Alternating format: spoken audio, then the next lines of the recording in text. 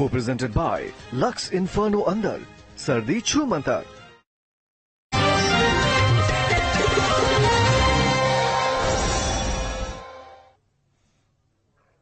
नमस्कार, खबर 9 बजे देख रहे हैं आप और मैं हूं आपके साथ आशीष पांडे। बुलेटिन की शुरुआत करते हैं बड़ी खबर से।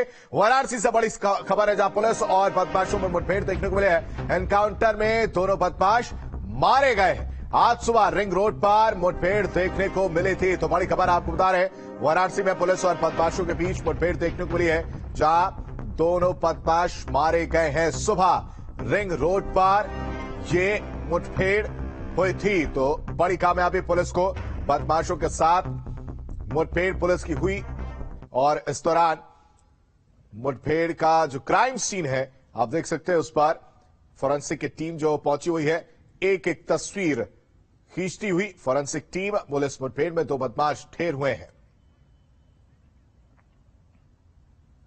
फैक्ट्री मेड पिस्टल बरामद हुई है। इस कार्रवाई में पुलिस के एक जवान को भी गोली लगी है, जिनको भी इलाज के लिए अस्पताल रवाना किया जा चुका है। तो पुलिस मुठभेड़ में दो बदमाश ढेर हुए हैं और इस मुठभेड़ के दौरान जैसा कि आपने सुना, एक पुलिस को भी गोली लगी है। सुशांत ज्यादा जानकारी के साथ हमारे साथ जुड़ चुके हैं। सुशांत, ये दोनों बदमाश कौन थे, इनका आपराधिक इतिहास क्या है, साथ ही साथ ये कितने बजे की मुठभेड़ हुई है? देखिए, लगभग सुबह 7 बजे के आसपास की ये मुठभेड़ हुई है और 7:30 बजे के आसपास मुठभेड़ जो है अंतिम चरण में पहुंची है। और ये बताया जा रहा है कि ये जो वही बदमाश थे जो कि कुछ दिनों पहले वाराणसी के जगतपुर में जो दरोगा को गोली मारकर पिस्टल छीन ली गई थी, वही ये बदमाश बताए जा रहे हैं। इनका आपराधिक इतिहास अभी पुलिस की तरफ से साझा नहीं किया गया है, पर इतना जरूर बताया गया है कि दो बदमाशों को जो गोली लगी थी उसकी अस्पताल में मौत हो गई है, जबकि एक जवान पुलिस का अभी भी घायल है जिसका इलाज चल रहा है और एक और बदमाश है जो अभी फरार चल रहा है। हालांकि पुलिस के पास भी प्राथमिक तौर पर बहुत सारी सूचनाएं इकट्ठा नहीं थी। मुखबिर के द्वारा ये सूचना जरूर मिली थी कि ये बदमाश भागने की फिराक में है जब पुलिस के साथ उसकी मुठभेड़ हुई है।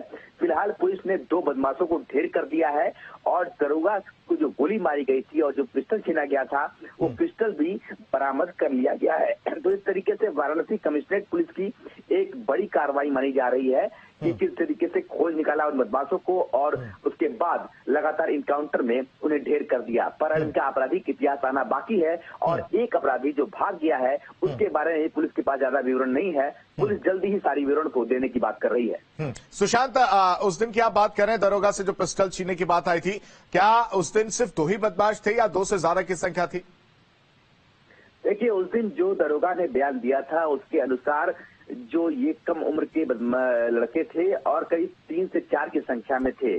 तो दो मोटरसाइकिल पे आए थे ऐसा बताया गया था। तो जाहिर सी बात है 2 से ज्यादा संख्या रही होगी, तभी तीसरा बदमाश फरार बताया जा रहा है और 2 को मुठभेड़ में ढेर कर दिया है पुलिस ने।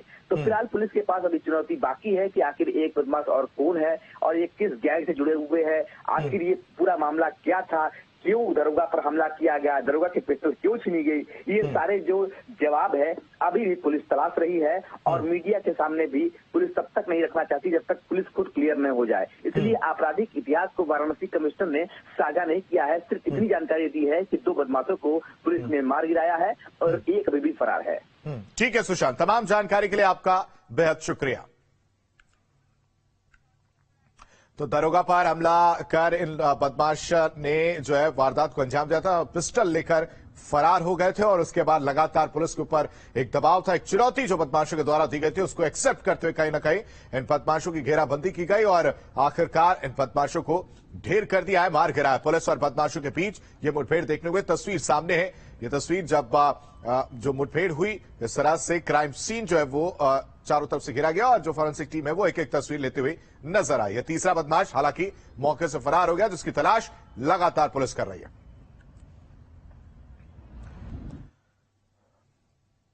और वहीं मथुरा यमुना एक्सप्रेसवे पर दर्दनाक हादसा हुआ है। ट्रैक्टर ट्रॉली में पीछे से तेज रफ्तार कार टकराई है।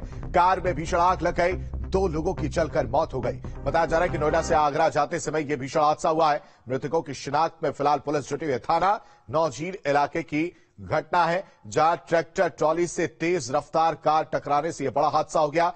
रफ्तार कितनी तेज रही होगी। इस तस्वीरों को देखकर अंदाजा लगाया जा सकता है।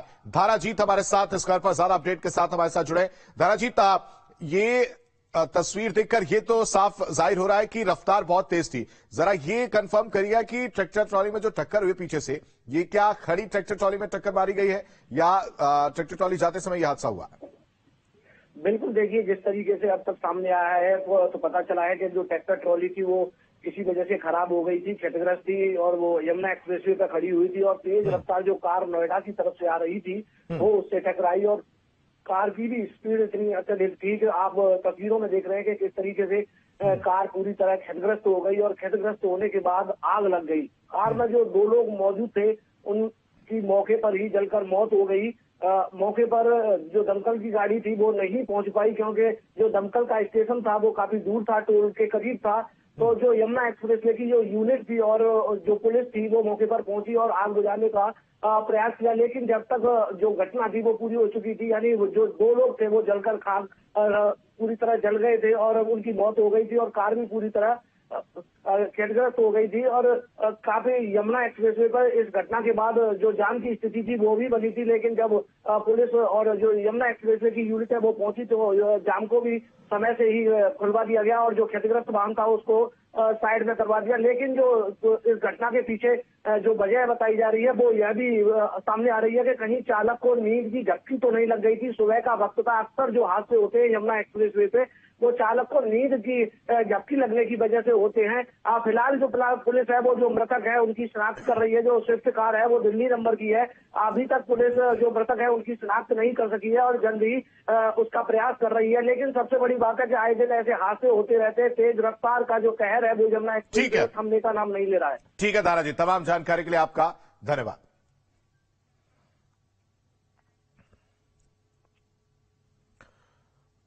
और वहीं सोनभद्र में तेज रफ्तार कार ने बाइक को टक्कर मारी है। सड़क हादसे में 3 लोगों की मौत हो गई। पुलिस ने कार चालक को गिरफ्तार कर लिया है। चौपन मार्ग पर सुभाष पेट्रोल पंप के पास की यह घटना है जहां तेज रफ्तार कार ने बाइक को टक्कर मार दी और इस टक्कर से सड़क हादसे में 3 लोगों की दर्दनाक मौत हो गई है। फिलहाल पुलिस ने कार चालक को गिरफ्तार कर लिया है और आगे की कार्रवाई में जुट गई है। चौपन मार्ग पर सुभाष पेट्रोल पंप के पास की यह घटना है।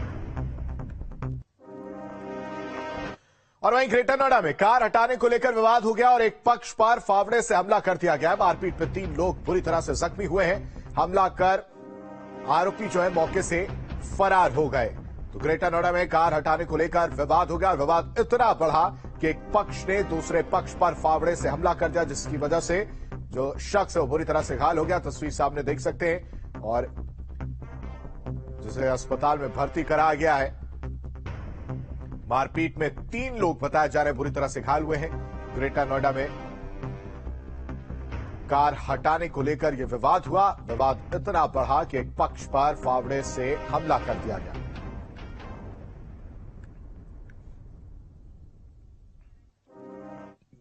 और कुशीनगर में दबंगों ने दोस्त की जमकर पिटाई कर दी है। दरअसल शराब न पिलाने पर पिटाई की गई है। कॉलर पकड़कर चप्पल से यह पिटाई की गई है।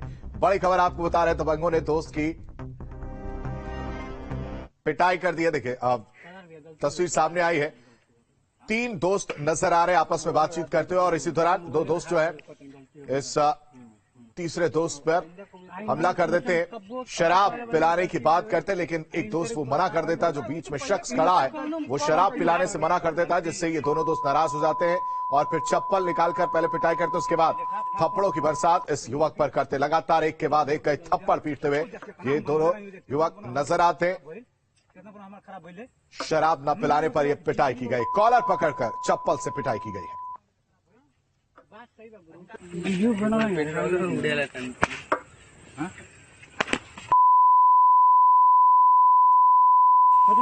हो गई, कलर भी गलती हो गई, हाथ जोड़ गलती हो गई। मोबाइल और हाथ जोड़ के बोलो। हाँ, मोबाइल और हाथ जोड़ के गलती हो गई भाई। और कुशीनगर में पशु तस्करों के साथ पुलिस की मुठभेड़ देखने को मिली है, जहां मुठभेड़ में 2 पशु तस्कर घायल हुए हैं। दोनों के पास अवैध तमंचा बरामद किया गया। तमकुहीराज थाना इलाके का ये मामला है। पशु तस्करों के साथ पुलिस की मुठभेड़, एक बड़ी कामयाबी पुलिस को मिली है, जहां मुठभेड़ में 2 पशु तस्कर घायल हुए। अस्पताल में भर्ती कराया गया। और इलाज जारी है। दोनों के पास से अवैध तमंचा बरामद हुआ है। तमकुही राज थाना इलाके का ये मामला है।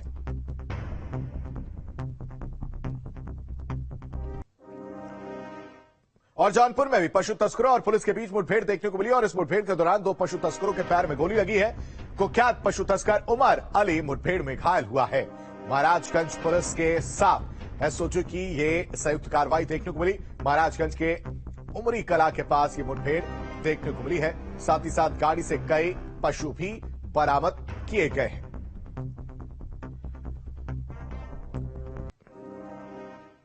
ग्रेटर नोएडा में पुलिस को बड़ी सफलता मिली है। मुठभेड़ के दौरान पुलिस ने हिस्ट्री शीटर को धर दबोचा है।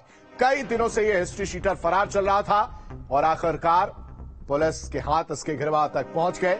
बाइक के साथ अवैध तमंचा इसके पास से बरामद किया गया है। बादलपुर थाना क्षेत्र का यह मामला है।